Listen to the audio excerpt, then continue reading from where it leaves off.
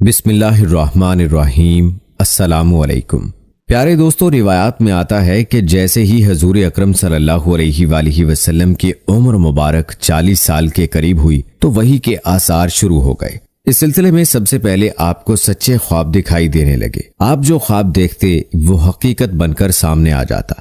اللہ تعالیٰ نے سچے خوابوں کا سلسلہ اس لیے شروع کیا کہ اچانک فرشتے کی آمد سے کہیں آپ خوف زدہ نہ ہو جائیں۔ ان دنوں ایک بار آپ نے سیدہ خدیجہ رضی اللہ تعالی عنہا سے فرمایا، جب میں تنہائی میں جا کر بیٹھتا ہوں تو مجھے آواز سنائی دیتی ہے، کوئی کہتا ہے اے محمد اے محمد۔ ایک بار آپ نے فرمایا، مجھے ایک نور نظر آتا ہے، یہ نور جاگنے کی حالت میں نظر آتا ہے، مجھے ڈر ہے اس کے نتیجے میں کوئی بات نہ پیش آ جائے۔ ایک بار آپ نے یہ بھی فرمایا، اللہ کی قسم مجھے جتنی نفرت ان بتوں سے ہے اتنی کسی اور چیز سے نہیں۔ دوستو، کہتے ہیں کہ وحی کے لیے آپ کو ذہنی طور پر تیار کرنے کے لیے اللہ تعالیٰ نے فرشتے اسرافیل علیہ السلام کو آپ کا ہمدم بنا دیا تھا۔ آپ ان کی موجودگی کو محسوس تو کرتے تھے مگر انہیں دیکھ نہیں سکتے تھے۔ اس طرح آپ کو نبوت کی خوشخبریاں دی جاتی رہیں، آپ کو وحی کے لیے تیار کیا جاتا رہا۔ اللہ تعالیٰ نے آپ صلی اللہ علیہ وآلہ وسلم کے دل میں تنہائی کا شوق پیدا فرما دیا تھا، چنانچہ آپ کو تنہائی عزیز ہو گئی۔ آپ غار ہرا میں چلے جاتے اور وہاں وقت گزارتے۔ اس پہاڑ سے آپ کو ایک بار آواز بھی سنائی دی تھی، میری طرف تشریف لائیے اے اللہ کے رسول۔ روایات میں آتا ہے کہ اس غار میں آپ مسلسل کئی راتیں گزارتے، اللہ کی عبادت کرتے۔ کبھی آپ 3 راتوں تک وہاں ٹھہرے رہتے، کبھی 7 راتوں تک، کبھی پورا مہینہ وہاں گزار دیتے۔ آپ جو کھانا ساتھ لے جاتے تھے جب ختم ہو جاتا تو گھر تشریف لے جاتے۔ یہ کھانا عام طور پر زیتون کا تیل اور خشک روٹی ہوتا تھا، کبھی کھانے میں گوشت بھی ہوتا تھا۔ غار ہرا میں قیام کے دوران کچھ لوگ وہاں سے گزرتے اور ان میں کچھ مسکین لوگ ہوتے تو آپ انہیں کھانا کھلاتے۔ دوستو، جہاں تک سوال ہے کہ غار ہرا میں آپ عبادت کس طرح کرتے تھے تو روایات میں اس کی وضاحت نہیں ملتی۔ علماء کرام نے اپنا اپنا خیال ضرور ظاہر کیا ہے۔ ان میں سے ایک خیال یہ ہے کہ آپ کائنات کی حقیقت پر غور و فکر کرتے تھے اور یہ غور و فکر لوگوں سے الگ رہ کر ہی ہو سکتا تھا۔ پھر آخرکار وہ رات آ گئی جب اللہ تعالیٰ نے آپ کو نبوت اور رسالت عطا فرما دی۔ آپ کی نبوت کے ذریعے اپنے بندوں پر عظیم احسان فرمایا۔ وہ ربیع الاول کا مہینہ تھا اور تاریخ 17 تھی۔ بعض علماء نے یہ لکھا ہے کہ وہ رمضان کا مہینہ تھا کیونکہ قرآن رمضان میں نازل ہونا شروع ہوا تھا۔ 8ویں اور 3 تاریخ بھی روایات میں آئی ہے، اور یہ پہلا موقع تھا جب جبرائیل علیہ السلام وحی لے کر آپ کے خدمت میں حاضر ہوئے۔ اس سے پہلے وہ آپ کے پاس نہیں آئے تھے۔ جس صبح جبرائیل علیہ السلام وحی لے کر آئے وہ پیر کی صبح تھی، اور پیر کی صبح ہی آپ اس دنیا میں تشریف لائے تھے۔ جیسا کہ آپ صلی اللہ علیہ وآلہ وسلم اکثر فرمایا کرتے تھے، پیر کے دن کا روزہ رکھو کیونکہ میں پیر کے دن پیدا ہوا، پیر کے دن ہی مجھے نبوت ملی۔ بہرحال دوستو، اس بارے میں روایات مختلف ہیں۔ یہ بات طے ہے کہ اس وقت آپ کی عمر مبارک کا 40واں سال تھا۔ آپ اس وقت نیند میں تھے کہ جبرائیل علیہ السلام تشریف لے آئے۔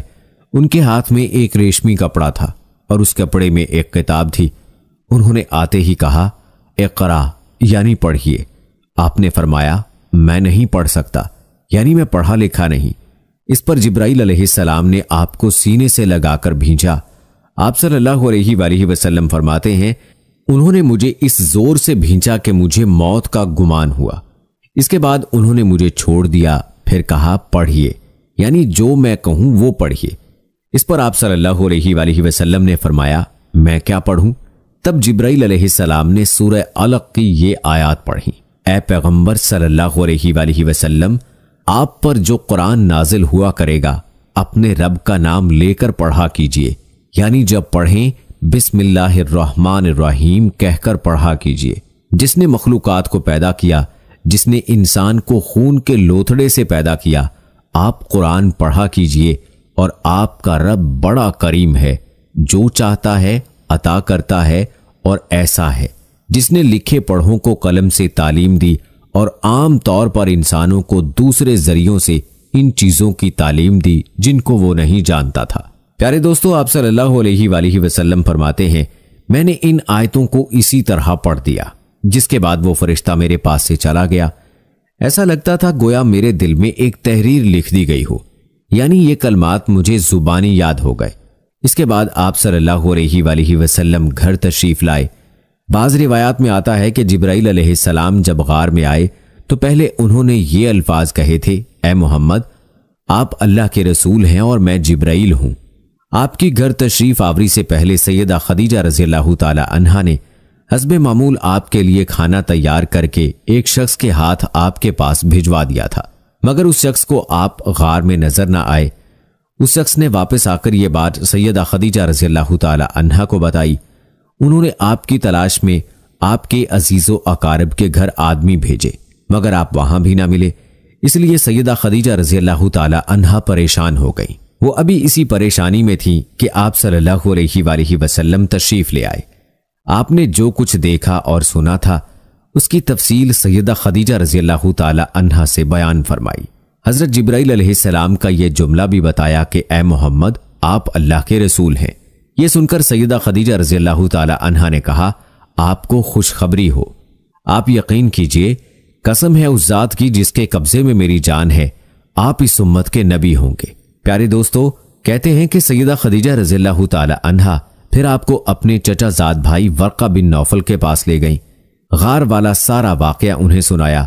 ورقہ بن نوفل پرانی کتابوں کے عالم تھے۔ ساری بات سن کر وہ پکار اٹھے، قدوس قدوس، قسم ہے اس ذات کی جس کے قبضے میں میری جان ہے۔ خدیجہ، اگر تم سچ کہہ رہی ہو تو اس میں شک نہیں، ان کے پاس وہی ناموس اکبر یعنی جبرائیل آئے تھے جو موسیٰ علیہ السلام کے پاس آیا کرتے تھے۔ محمد اس امت کے نبی ہیں، یہ اس بات پر یقین کر لیں۔ دوستو، قدوس کا مطلب ہے وہ ذات جو ہر عیب سے پاک ہو۔ یہ لفظ تعجب کے وقت بولا جاتا ہے، جیسا ہم کہہ دیتے ہیں اللہ اللہ۔ ورقہ بن نوفل کو جبرائیل علیہ السلام کا نام سن کر حیرت اس لیے ہوئی تھی کہ عرب کے دوسرے شہروں میں لوگوں نے یہ نام سنا بھی نہیں تھا۔ دوستو، یہ بھی کہا جاتا ہے کہ ورقہ بن نوفل نے آپ کے سر کو بوسہ دیا تھا اور پھر کہا تھا، کاش میں اس وقت تک زندہ رہتا جب آپ لوگوں کو اللہ تعالیٰ کی طرف دعوت دیں گے، میں آپ کی مدد کرتا، اس عظیم کام میں بڑھ چڑھ کر حصہ لیتا۔ کاش میں اس وقت تک زندہ رہوں جب آپ کی قوم آپ کو جھٹلائے گی، آپ کو تکالیف پہنچائے گی، آپ کے ساتھ جنگیں لڑی جائیں گی اور آپ کو یہاں سے نکال دیا جائے گا۔ اگر میں اس وقت تک زندہ رہا تو آپ کا ساتھ دوں گا، اللہ کے دین کی حمایت کروں گا۔ آپ صلی اللہ علیہ وآلہ وسلم یہ سن کر حیران ہوئے اور فرمایا، میری قوم مجھے وطن سے نکال دے گی؟ جواب میں ورقہ نے کہا، ہاں، اس لیے کہ جو چیز آپ لے کر آئے ہیں اسے لے کر جو بھی آیا اس پر ظلم ڈھائے گئے۔ اگر میں نے وہ زمانہ پایا تو میں ضرور آپ کی پوری مدد کروں گا۔ ورقہ نے حضرت خدیجہ رضی اللہ تعالی عنہا سے یہ بھی کہا، تمہارے خاوند بے شک سچے ہیں، در حقیقت یہ باتیں نبوت کی ابتدا ہیں، یہ اس امت کے نبی ہیں۔ لیکن اس کے کچھ ہی مدت بعد ورقہ بن نوفل کا انتقال ہو گیا۔ انہیں ہجون کے مقام پر دفن کیا گیا۔ چونکہ انہوں نے آپ کی تصدیق کی تھی، اس لیے نبی کریم صلی اللہ علیہ وآلہ وسلم نے ان کے بارے میں فرمایا ہے، میں نے ورقہ کو جنت میں دیکھا ہے، اس کے جسم پر سرخ لباس تھا۔ پیارے دوستو، ورقہ سے ملاقات کے بعد آپ صلی اللہ علیہ وآلہ وسلم گھر تشریف لے آئے۔ اس کے بعد ایک مدت تک جبرائیل علیہ السلام آپ کے سامنے نہیں آئے۔ درمیان میں جو وقفہ ڈالا گیا اس میں اللہ تعالیٰ کی یہ حکمت تھی کہ آپ کے مبارک دل پر جبرائیل علیہ السلام کو دیکھ کر جو خوف پیدا ہو گیا تھا اس کا اثر زائل ہو جائے اور ان کے نہ آنے کی وجہ سے آپ کے دل میں وحی کا شوق پیدا ہو جائے۔ چنانچہ ایسا ہی ہوا۔ جبرائیل علیہ السلام کی آمد کے بعد سلسلہ رک جانے کے بعد آپ کو صدمہ ہوا۔ کئی بار آپ پہاڑوں کی چوٹیوں پر چڑھ گئے تاکہ خود کو وہاں سے گرا کر ختم کر دیں، لیکن جب بھی آپ ایسا کرنے کی کوشش کرتے جبرائیل علیہ السلام آپ کو پکارتے، اے محمد، آپ حقیقت میں اللہ کے رسول ہیں۔ یہ کلمات سن کر آپ سکون محسوس کرتے، لیکن جب پھر وحی کا وقفہ کچھ اور گزر جاتا تو آپ بے قرار ہو جاتے، رنج محسوس کرتے اور اسی طرح پہاڑ کی چوٹی پر چڑھ جاتے۔ چنانچہ پھر جبرائیل علیہ السلام آ جاتے اور آپ کو تسلی دیتے۔ آخر دوبارہ وحی ہوئی اور سورہ مدثر کی پہلی 3 آیات اتریں، جن کا ترجمہ ہے، اے کپڑے میں لپیٹنے والے اٹھو، یعنی اپنی جگہ سے اٹھو اور تیار ہو جاؤ، پھر کافروں کو ڈراؤ اور پھر اپنے رب کی بڑائیاں بیان کرو اور اپنے کپڑے پاک رکھو۔ پیارے دوستو، اس طرح ان آیات کے ساتھ آپ صلی اللہ علیہ وآلہ وسلم کو نبوت کے ساتھ تبلیغ کا حکم دیا گیا۔ ابن اسحاق لکھتے ہیں سیدہ خدیجہ رضی اللہ تعالی عنہا پہلی خاتون ہیں جو اللہ اور اس کے رسول پر ایمان لائیں اور اللہ کی طرف سے جو کچھ حضرت صلی اللہ علیہ وآلہ وسلم لے کر آئے اس کی تصدیق کی۔ مشرکین کی طرف سے آپ کو جب بھی تکلیف پہنچی، صدمہ پہنچا، سیدہ خدیجہ رضی اللہ تعالی عنہا نے آپ کو دلاسا دیا۔ دوستو یاد رہے کہ سیدہ خدیجہ رضی اللہ تعالی عنہا کے بعد دوسرے آدمی حضرت ابو بکر رضی اللہ تعالی عنہ ہیں جو آپ کے پرانے دوست تھے۔ انہوں نے آپ کی زبان سے نبوت ملنے کا ذکر سنتے ہی فوراً آپ کی تصدیق کی اور ایمان لے آئے۔ بچوں میں سیدنا علی رضی اللہ تعالی عنہ ہیں جو آپ پر پہلے ایمان لائے، اور ان کے ایمان لانے کا واقعہ کچھ اس طرح ہے۔ ایک دن آپ حضور صلی اللہ علیہ وآلہ وسلم کے پاس تشریف لائے۔ اس وقت سیدہ خدیجہ رضی اللہ تعالی عنہا بھی آپ کے ساتھ تھیں اور آپ صلی اللہ علیہ وآلہ وسلم ان کے ساتھ چھپ کر نماز پڑھ رہے تھے۔ انہوں نے یہ نئی بات دیکھ کر پوچھا، یہ آپ کیا کر رہے ہیں؟